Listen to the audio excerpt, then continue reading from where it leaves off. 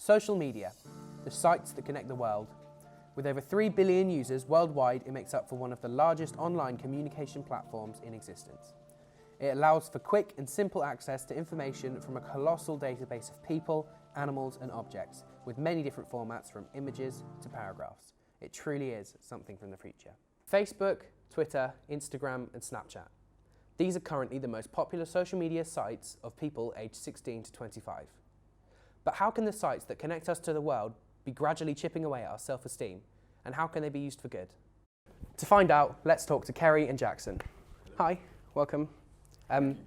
So to start off with, I'm just going to talk generally. So social media is, to me anyway, for someone who's 18 years of age, social media is an important factor in my life. I use it every day, or like almost all the time. So how do you use it compared to how I use it, I guess? Well, I mean, I just use it just going on Instagram, looking through what my mates are doing and like what famous celebrities are doing. I use it to check the football and things like that. So. Yeah, I think for me, the main reason I use social media is to communicate with friends and family. I think it's quite useful when you have family that live quite far away. Obviously, you know, you can connect to Wi-Fi and it's free to contact them via like Facebook Messenger. But I don't use an awful lot of social media networks, to be completely honest. So there's a term I've kind of come across during my research for this. It's like someone's highlight reel. So they only post what you want them to see. What is that? Do you think that's like important in the sense that it kind of makes you think about what your life is compared to what you're seeing in other people's lives? Do you think that kind of affects you as well as like other sort of body image type? Do you think that's more? Yeah, I think like one of the major issues with that is, you know, you only post really the positives. So, you know, for a friend or a family member, they might not be fully aware of what's going on, like internally, because you are posting what you want people to see, which, you know, brings you back to the issue of not sort of receiving the appropriate support and being educated with social media.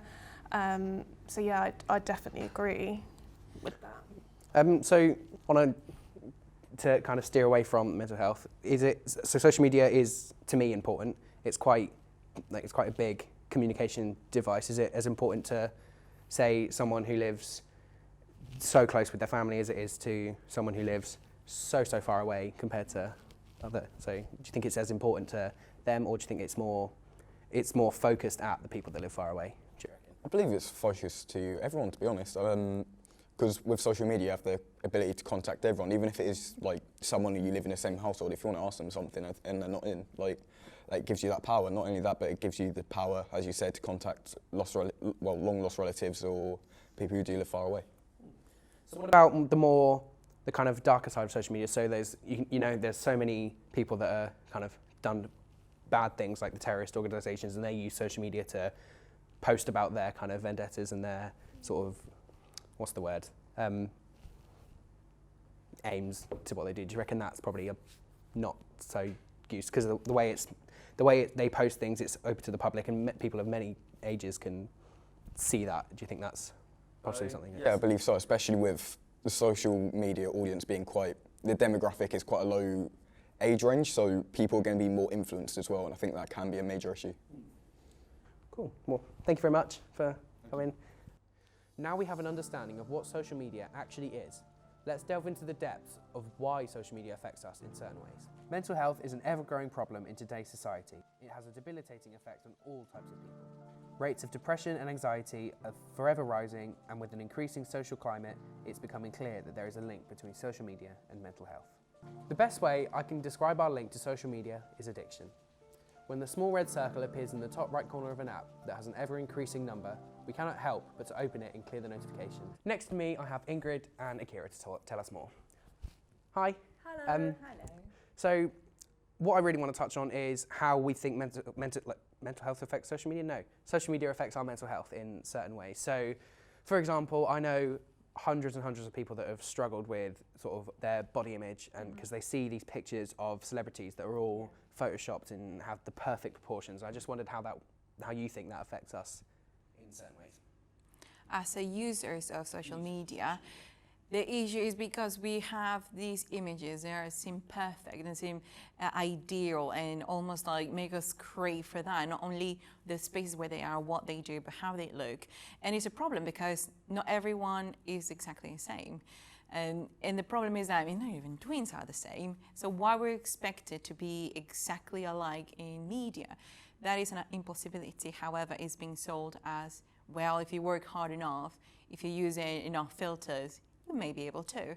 And the problem is when we cannot achieve that is when we struggle mentally, emotionally, we are causing distress, and we're still participating with these viruses. So it will be a problem that as long as we use social media this way, it was just gonna go in crescendo. And it all depends on what we are allowed to be in social media and to have in social media.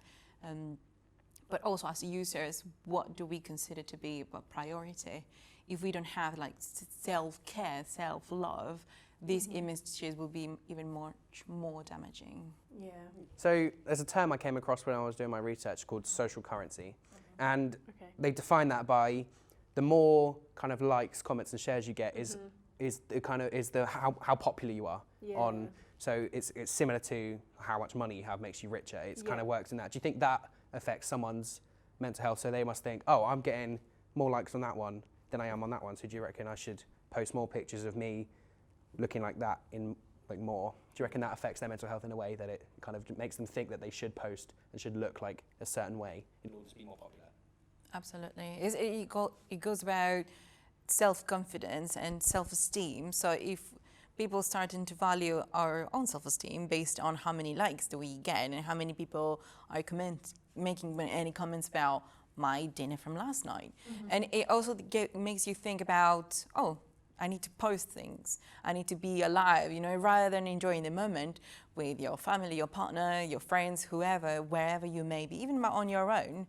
You're always thinking about what's the end goal, who's going to look at this. I'm going to arrange this in certain positions so it looks appealing, so everyone thinks, oh, this is great, but truly is about living and being happy without any of that. Yeah, like I definitely find like when I'm out in public and stuff, like I want to take a picture of that to post on my social media, whether it be on like an Instagram story or like on the actual feed. I find that it does definitely affect me in that way, and I think it's quite sad that people can't really live anymore without thinking about posting something or sharing it with the whole world. Because if you think about it, I don't think anyone really cares that deeply about what you're posting or doing. I think it's just more of like a mental note thing that you make, like, oh, I need to share this later. I think there's certain aspects of social media that make you really think about what you're doing and what other people are doing, then kind of you're comparing yourselves and making yourself feel more down. But I want to also touch on how, do you think there's a direct link between social media and mental health issues, in a sense that like this A causes B in a way? Do you think that's something that occurs? Not always. I feel like mental health can be a thing on its own completely. I would say maybe social media would have a more direct link to eating disorders and maybe like body dysmorphia, because of obviously of like what we spoke about earlier with like people posting pictures of themselves just being edited and everything. But yeah, no, I feel like mental health can be completely separated from social media a lot of the time. Well, thank you very much for joining me on here today. With the increasing dangers of mental health evident, seeing an edited photo of your favourite celebrity can be damaging to your self-esteem. This affects both men and women and can make you feel like that you are not good enough compared to other people. Now, not everything that comes out of social media is bad. There have been hundreds of online social movements that have helped us shed light on real-world issues, such as gun crime and sexual assault. March for Our Lives caused an online social media storm in the United States. Organised solely by students, it has become one of the biggest online movements to date. I have with me Kenya and Ryan to tell us more. Welcome. Hello. Welcome. Hello. So, online movements are very important in today's society, with things like sort of March for Our Lives, with school shootings in America, and Me Too, and Time's Up, all that jazz. It's very important. How do we think that these online movements are so influential today? I think online movements are very influential, especially with things like the Sudan crisis, because personally, I had no clue what it was about or like what was happening over there until like it got to the extreme and then 3 people started live streaming it. So I think if that didn't happen and like social media didn't exist or something, that no one would know of like the severity of the situation over there, like at all. Yeah. So once upon a time, media was controlled by a very small group of people, these kind of gatekeepers of information. They tend to be affluent, they tend to be white, they tend to be male. But because social media is wonderfully democratised, it's opened up for everyone to communicate, to share information. And that's raised awareness for things like Sudan, like the Hong Kong protests at the minute, like what's going on in Catalonia. So all these things would once been suppressed by mainstream media are starting to be articulated and spread through social media. And that's creating real, genuine change in the world. These online movements, what do you think makes them so important in today's society? I think mainly the fact that, especially with March for Our Lives and stuff like that, it is a lot to do with like adolescence. And I think that people aren't listening to them, although we're trying very hard, especially in America with the whole gun violence thing, is obviously it's been a problem for a very long time. Many people have died, especially younger children as well, because of like the Sandy Hook Elementary School. And like the government just don't listen. In Hollywood, Me Too is absolutely massive. It's possibly one of the biggest movements that's happened there in a while, I would assume, apart from like online. Why do you think that is so big? Obviously, it's about a very harsh topic, and it's horrible what happened. And why do you think that's been taken onto online social media sites instead of sort of protests and marches and stuff like that? Well, those things happen roughly, they kind of support each other. So whilst we have the social media movements, we also have real world protests of the women's rights movements in America. The way that the Me Too era has really kind of kicked off a whole new generation of feminists is because it's the call for collective action. Yeah. I also think, not saying that like men don't get sexually assaulted at all, but I think with like anyone really, your worst fear, or might just be me, is like getting sexually assaulted. Like you don't want to go out at night like by yourself. You're like, oh, don't want to get in this taxi at night by myself.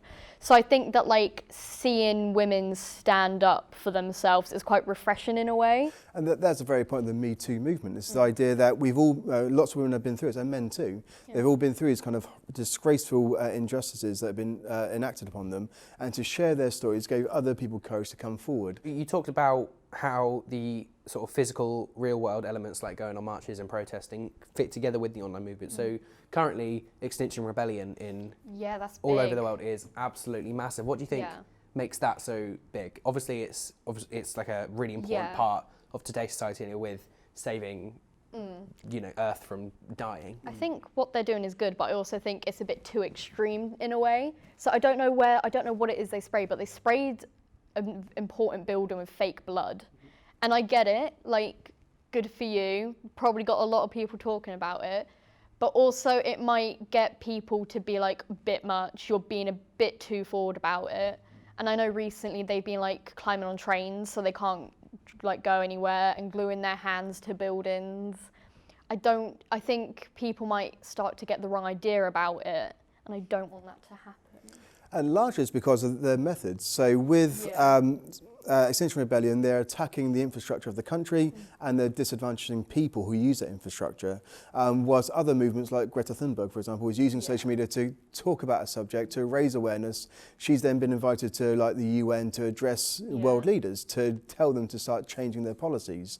One strategy is much more successful than the other. So just disrupting people creates antagonism, but using social media to talk to the world creates awareness. And I think the Extinction Rebellion are probably using the wrong strategies at the minute. They need to adopt the more social media model. Yeah. Thank you very much for being here. It's been a pleasure. Thank you very much for enlightening us on everything. Yeah, cool. Social media, the sites that connect the world, that connect us to pain, change, suffering. In an ever-changing society, moving online is something that we all take for granted. The next time you send a message, take a moment to think about what's about to happen. The millions upon millions of waves of information that travel faster than the speed of light into space, then instantly back down to Earth. The small amount of time it takes to ask if someone is feeling okay. The ease of signing an online petition. Social media shouldn't be feared. It should be cherished. It truly is something from the future.